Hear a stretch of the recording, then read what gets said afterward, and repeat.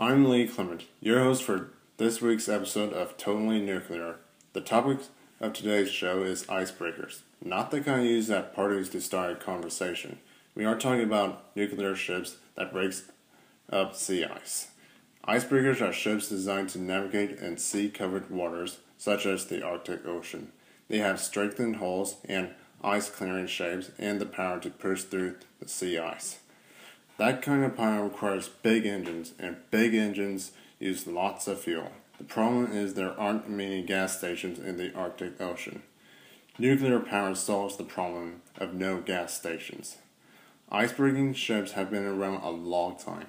In the 11th century, Russians who settled on the shores of the White Sea built two-mast sailing ships with special hulls to protect it against the ice.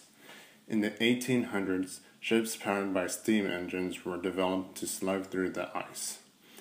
The first modern icebreaker, the Yermak, was built in 1897 in England for the Russian Navy.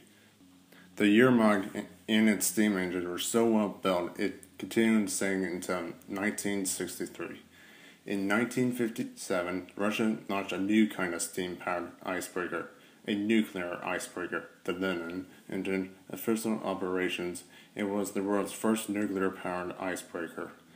The Lenin used a nuclear turboelectric system to power it through the ice-covered seas. Its nuclear reactor heats the water to create steam, which flows through the turbogenerators that creates electricity that powers its electric propulsion motors. Nuclear reactors create heat by nuclear fusion. Nuclear fusion is smashing two or more nuclear atoms together to form a new nucleus.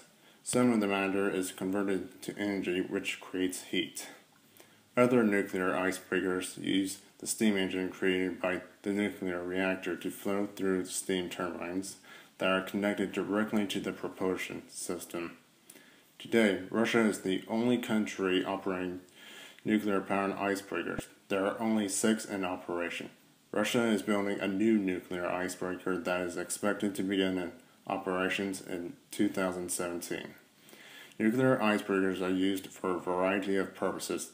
They clear paths for cargo ships and transport scientific expeditions. Nuclear icebreakers are even used to transport tourists on Arctic expeditions. Although nuclear icebreakers can operate for long periods without refueling, they do rely on cargo ships to offload spent nuclear fuel and resupply new nuclear fuel. This could be very hazardous. In 1984, a cargo ship with nuclear waste encountered rough seas and seawater ran into the cargo hold. The contamination was so severe that the ship had to be immediately docked and has remained abandoned ever since.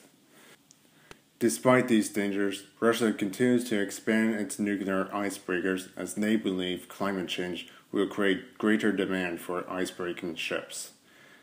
That is all for today's episode of Totally Nuclear. I hope you enjoyed learning about nuclear icebreakers, and just remember, when nuclear waste is released in the environment, it is the monsters who suffer.